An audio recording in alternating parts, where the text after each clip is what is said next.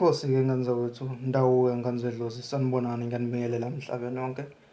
Nibikelela umkhulu wasemakhosini indaba enhle exoxa ngofakazi, nginibikelela nje nonke ingane zakwethu ko-South Korea, ko-Italy, Durban, Mashu, konke nje Nkosi yami uyofika la ko-Swazini.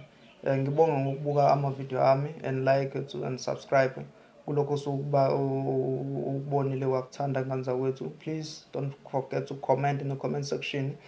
Ubuze nje umkhulu noma yini into nane-topic othanda ukuthi sikhulume ngayo.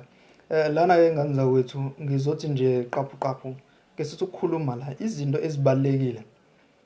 Ave kubalekile ekuthenini uziphathe ukuziphatha kwakho according to izinto eziyazimise inhlahla yakho ekuthenini ingaveli noma ungaphumeleli ude lokubona wahamba izinyanga noma wahamba wenze njani kanti uthola ukuthi leyo nto kuyizona izinto ezisuke ziblocka noma zimisa isimo sobunhlahla bakho wena uqobo. Lana ke sobheka nje ngizocela ubheke la ukuqala ukuhambe ulala nanoma ubani umuntu ongamazi ave lokho kuyinkinga ukunika inkinga ukuthi no yabola kukuvalela inhlahla yakhe esuke ziningi ezisuke zikunike ziza kuwe zinikezwa izidala zakho ngoba uhambe umbatha nabo bonke abantu osuke ohlangana nabo. Kodwa angisho ukuthi phela umbatha bonke kodwa labo nje usukwazi ukulala nabo okwazi ukuthi lokho kuyayivimba inhlahla.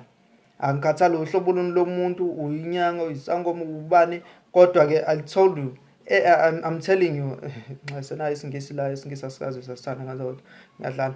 Lana ke ngizozama ukunitshela ukuthi la uma ngabe uyilo muntu lokho kuyayivala inhlahla yakho because okokuqala uyayulala nomuntu ungamazi ukuthi unankingane le asuke kuyiyona yona imembetha wazi kukhona mhlasimbe waphuphunyela isisi noma kukhona isimo somuntu omunye ambulala awazi kukhona ishwathizeni nje alimbathile noma khona ububi obuhamlile noma khona ubuthakathiwe kuyena phezulu kwesimo sempilo yakhe uyithola ukuthi usuphuma nesimo sesifo thizeni kuyena kanti isifo nje mhlasimbe leso kuyisifo selumbo ongazi abanye bayelana abantu sephuma nesifo selumbo lezintwala awazi nedlozi lakho lisuke likhona esuke lifuna ukudlulisa kuwena.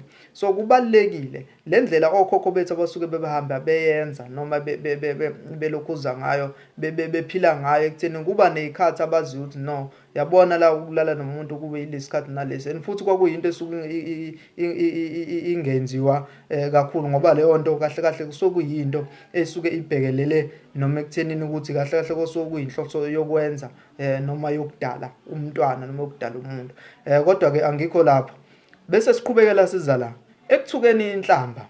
Yabona uma umuntu uthuka inhlamba ngiphathi khona isimo somuntu kamoya usuthuka inhlamba noma kuthiwa umuntu kudine kanjani ngane zakwethu zama uwehlele ngezansi kakhulukazi wena osuke umuntu osuke uphiwe izimo sesiphiwo kamoya. Kugweme nje lokho kugweme nje kakhulu nanokuyi associate nabantu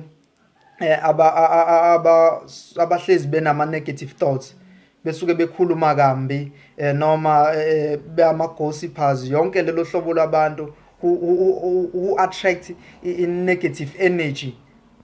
Bagweme nje kakhulu uyigweme nje zonke izinto ezisuke ziletha some negative energies kuwena.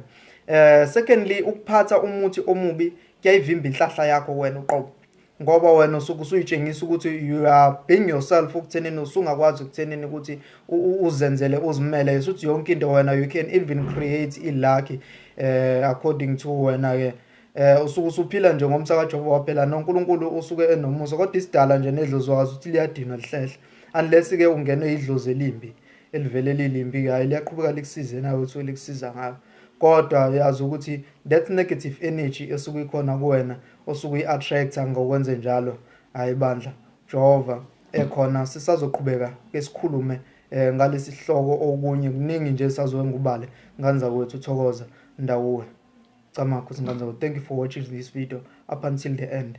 Please stop attracting negative energies, stop attracting negative people in your life ukuze ukwazi ukuba ne-success ukuze ukwazi ukuqhubekela phambili because that might stop your lucky, that might stop inhlahla yakho esuke ikuzela nesidala. Ubone ngesinye sezikhathi uthi uyaphupha, uphuphe imali, uphuphe inhlahla, kodwa manje ubasathe uthi uyavuka, hayi no man, akwenzeki, ayenzeki lento ebengiyiphuphe. Ekubeni isikhathi esiningi ubuya uphuphe amaphupho maqedane bese yenzeka. Sekuvalwe yini leyo esuke ikwenze waba naleyo nkinga? Kubhekisise ezinye izinto ayidingi nanokuthi uzuze uyohlola. Bheka wena ukuthi uhambe kanjani empilweni.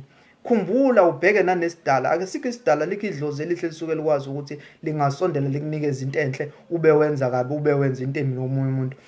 Secondly, wena osuke usemndenini okade uphila nabantu, noma uphila nabantu basuke besekhaya. Ngizokhuluma nje lokho ngikuqondise kakhulukazi kulabo abasuke bekade noma abasuke beyizangoma usanokuphuma noma usuphumile. Kugweme nje ukuthi inkosi yami uma ukuthi abantu basekhaya, ngiyazi kukhona abantu abasuke abanye babuye bekuthathe kancane ngoba besuke bengaboni kahle. Omunye umuntu osuke uthatha kancane ke bakithi uthatha kancane idlozi lakubo, ngoba phela uma uthatha kancane umuntu oyisangoma sakwena uthatha kancane idlozi lakini. No matter akakambone enza izimanga, enza ini ephilisa abantu, kodwa yazi ukuthi lowo muntu umesuke iphiwe ngempela leyo nto. You know history yakho ukuthi usukaphi, azaza aphume yothwasa enze yonke leyo nto. So stop discouraging nokuthi umbukele phansi noma uxabane naye, noma ukuthi umsole ukuthi uyathakatha into ongakazi uyibona, ongakazi uyiprove. Nina ke enisuke nisola ngalezo zinto, zibeke phansi ingane zawethu, uhloniphe nje bese umnikeza umuntu ingxenye ukuthi once kwafika umuntu uthandaze nasedlozini uphahle emsamusha ukuthi no, akufika umuntu bese beyayibona imisebenzi yami aphile, ukwazi ubatshengisa. Bogcina sebeyibonela bona abantu ukuthi no, bembomndeni noma bakuphi, bogcina bese bayibonela bona. You don't have to prove yourself to anyone uma ngabe uyisangoma ukuthi noma ungumuntu ongumelaphi ukuthi no, wena we have a healing power, unless into esuke izokwenza ukuthi ukwazi ukuthi ke uziprove abantu abasuke bezoxoxa yena izindaba ezinhle ngawo ukuthi no, sizakele man, babuye bezobonga kuwena. Abantu okuyibona bona abasuke bekwaziyo, abanye bebonga ngezipho nangokunye okuningi, abanye babonga ke nangemlomo. Cha, futhi ungakunaki lokho. Ungabe umuntu okucunukelayo noma okudinelayo lokho. Ekuthina umuntu uboya ezobonga emoya, ngoba omunye usuke engaboni isidalwa usuke simnikeza amandla, simnikeza inhlahla. And futhi kubalekile, ngizokudlulisa nje lokho, kubalekile ukuthi ube umuntu mangabe kade welashiwe, no matter wathi ubukhipha imali engakanani, buye uzobonga.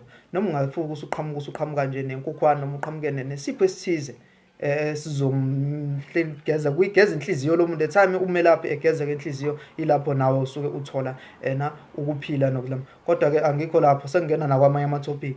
Ake nizame ukuba abantu bakithi aba-stop to attracting negative energy. Zimise nje zonke lezi zinto esuke zizimbi, esuke zingavimba umhlahla bakho. Sazoyibala ezinye ngabani. Ndawo makhosi. Amen.